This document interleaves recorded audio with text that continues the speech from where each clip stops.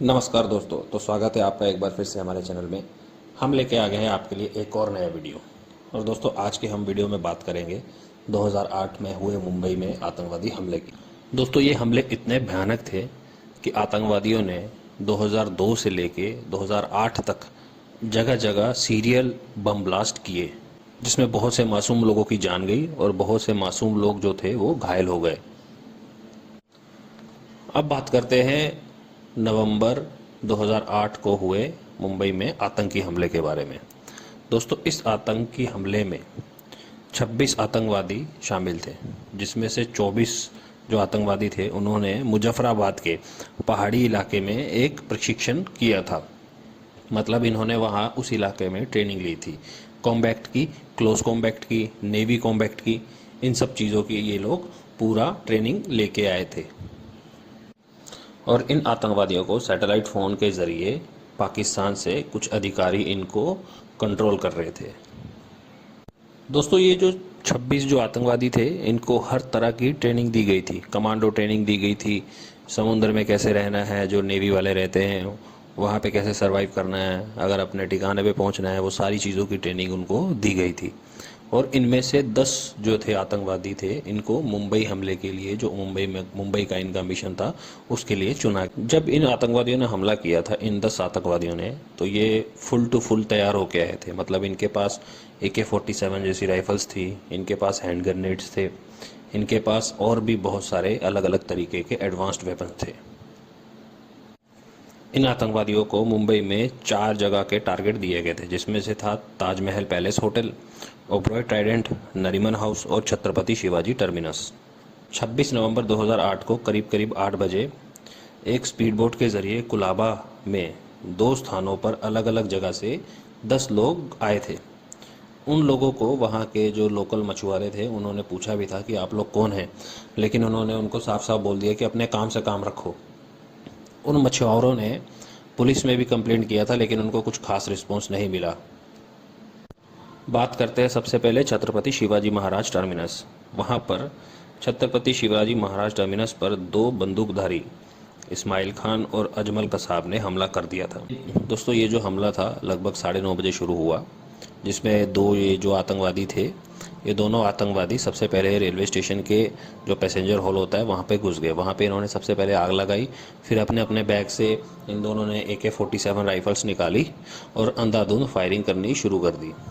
दोस्तों, ये जो उन्होंने हमला किया था, ये जो उन्होंने फायरिंग की थी, गोलियां चलाई थी, इसमें करीब करीब जो थे 58 जो लोग थे वो मारे गए, और जिसमें से 104 जो लोग थे वो घायल भी हो गए। फिर ये दोनों जो आतंकवादी थे ये भाग गए। ये सड़क पर दोनों पैदल चल रहे थे और जो भी दिख रहा था उस पर अंधाधुंध गोलियां चला रहे थे। पुलिस वाला दिखता था पुलिस वाले पे चला रहे थे, अगर कोई सिविलियन भी दिखता था उन पे भी ये अंधाधुंध गोलियां चला रहे थे। फिर वो दोनों आतंकवादी सड़क पर चलते चलते एक हॉस्पिटल दिखाया, ये उस हॉस्पिटल में घुस गए। लेकिन उन हॉस्पिटल वालों ने होशियारी दिखाते हुए अलग अलग जगहों पे ये छुप गए। बहुत सारे दरवाजे बंद कर दिए, हॉस्पिटल के अलग अलग दरवाजे जो थे, गेट थे, वो बंद कर दिए और लाइटें ऑफ कर दी, ताकि आतंकवादियों को पता न चले कौन कहाँ पे छुपा हुआ है। ऐसा करके इन्होंने बहुत सारे लोगों की जान बचाई। हॉस्पिटल पर भी एंटी टेररिस्ट स्क्वाड जो थी वो पहुँच गई। वहाँ पे इस स्क्वाड ने आतंकवादियों को रोकने की कोशिश की, लेकिन इस कोशिश में 4 जो थे पुलिस वाले वो मारे गए, और एक जो कांस्टेबल थे वो बहुत ही ज़्यादा गंभीर रूप से घायल हो गए थे। फिर दूसरा हमला लियोपोल्ड कैफ़े, ये भी उन हमलों में से ही एक जगह थी, एक टारगेट था। इसमें भी 2 आतंकवादी शोएब उर्फ सोहेब और नाजिर उर्फ अबू उमेर ने 26 नवंबर की शाम इस कैफ़े पर फायरिंग शुरू कर दी, और इस जो फायरिंग में 10 लोग जो थे वो मारे गए। दोस्तों, इन आतंकवादियों ने 2 अलग अलग जगहों पर टाइमर बम भी सेट करके रखे थे।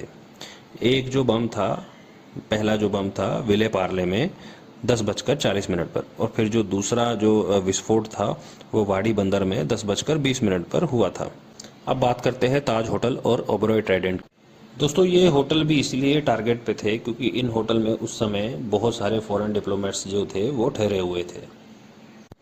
वैसे तो ये जितने भी सारे डिप्लोमेट्स आए हुए थे, इनको कोई नुकसान नहीं हुआ, लेकिन वहाँ के एक गार्ड ने बताया था कि हंगरी से आए हुए एक MP जो था, उसका जो PA होता है उसको भी आतंकवादियों ने गोली मार दी थी।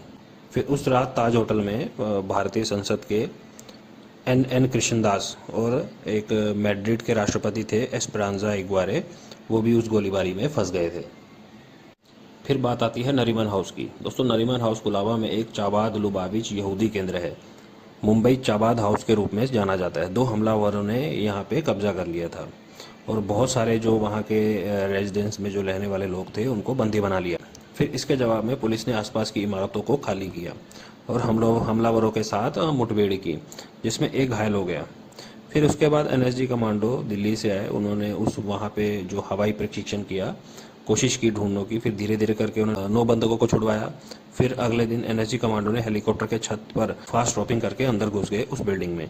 उन्हें आसपास के भवनों में स्थित स्नाइपर द्वारा कवर किया गया। लंबी लड़ाई के बाद एक एनएसजी कमांडो हवलदार गजेंद्र सिंह बिष्ट जी शहीद हो गए और दोनों नापाक अपराधी मारे गए। दोस्तों, ये जो हमला था ये 28 नवंबर की रात को शुरू हुआ था 9:30 बजे और सुबह होते होते उन 10 आतंकवादियों में से 9 आतंकवादी जो थे वो मारे। इसमें से एक जो आतंकवादी था उसको जिंदा पकड़ा गया था, जिसका नाम अजमल कसाब था।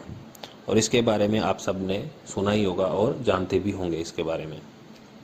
दोस्तों, ये जो हमला था इसकी प्लानिंग और डायरेक्शन पाकिस्तान के अंदर लश्कर ए तैयबा के आतंकवादी द्वारा किया गया था, जिसमें से 10 जो युवा थे वो उनको फुल तरीके से ट्रेनिंग देने के बाद मुंबई में भेजा गया था। फिर जुलाई 2009 में पाकिस्तानी अधिकारियों ने पुष्टि की कि लश्कर ए तैयबा ने कराची और थट्टा में लश्कर ए तैयबा के शिविरों से हमले की साजिश रची। फिर नवंबर 2009 में पाकिस्तानी अधिकारियों ने हमले की योजना बनाने और उसे अंजाम देने के लिए पहले गिरफ्तार किए गए 7 लोगों पर आरोप लगाया था। फिर मुंबई पुलिस विभाग ने मूल रूप से साजिश में कथित कुछ लोगों को ये किया था, पिन पॉइंट किया था, जिसमें से 2 पाकिस्तानी सेना अधिकारी थे और 37 अलग अलग लोगों की उन्होंने पुष्टि की थी कि जो शामिल है पाकिस्तान के लोग। दोस्तों, ये जो इल्ज़ाम लगाए गए थे, इस इल्ज़ाम में पाकिस्तानी प्रधानमंत्री जो यूसुफ रजा गिलानी और राष्ट्रपति आसिफ अली ज़रदारी ने ये जो हमले हुए थे इनकी काफ़ी निंदा की थी। लेकिन बाद में जिस आतंकवादी को पकड़ा था उसके कुछ कॉल रिकॉर्ड्स और बहुत सारी, और उसने भी बहुत कुछ बताया था। इसके अलावा उसने और भी बहुत कुछ बोला था, जिससे ये साबित हो जाता था कि पाकिस्तान के बहुत ही उच्च लेवल के, बहुत ही हाई लेवल के जो ऑफिसर्स थे वो भी इसमें इन्वॉल्व थे। इसमें जो पाकिस्तानी खुफिया एजेंसी जो है आईएसआई, ये भी, इसके भी कुछ अधिकारी शामिल थे। मतलब इनडायरेक्टली कह लो कि आईएसआई भी इसमें शामिल थी। दोस्तों, ये जो हमला था, ये हमला आतंकवादियों ने बहुत टाइम पहले ही प्लान कर लिया था। कसाब की जब सुनवाई हुई थी तो तब कसाब ने यह भी बोला था कि बहुत से मुंबई के कुछ लोगों ने उसकी मदद की थी। दोस्तों, ये जो नवंबर 2008 में जो हमला हुआ था, इसमें अगर मैं जो नुकसान की बात करूं, इसमें टोटल 175 लोग मारे गए थे, जिनमें 9 वो आतंकवादी भी शामिल हैं। इसमें दोस्तों 29 जो थे फॉरेनर्स भी थे।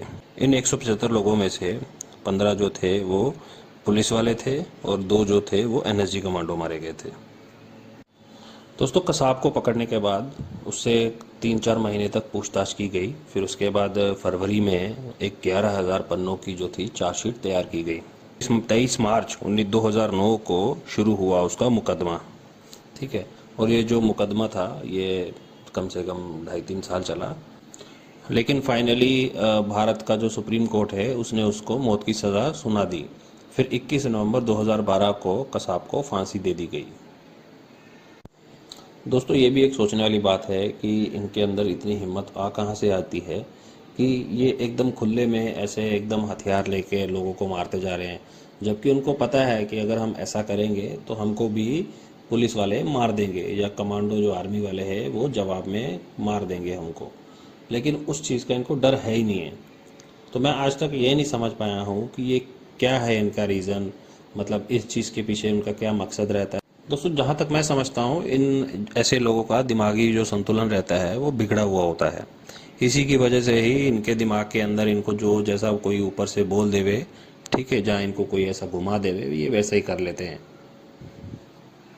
कुछ लोगों को तो पीछे से जो, अगर मैं बात करूं, जैसे इस जो हमले में भी कनेक्शन जो था निकला था आईएसआई का, ये लोग क्या करते हैं वहाँ पे ऐसे ही गरीब जो लड़के होते हैं, जवान लड़के होते हैं 20-22 साल के, उनको उठाते हैं उनको लालच देते हैं। लालच क्या देते हैं कि हाँ अभी तुम हमारे लिए काम करो और हम तुम्हारी फैमिली को पीछे पैसा देते रहेंगे भर भर के।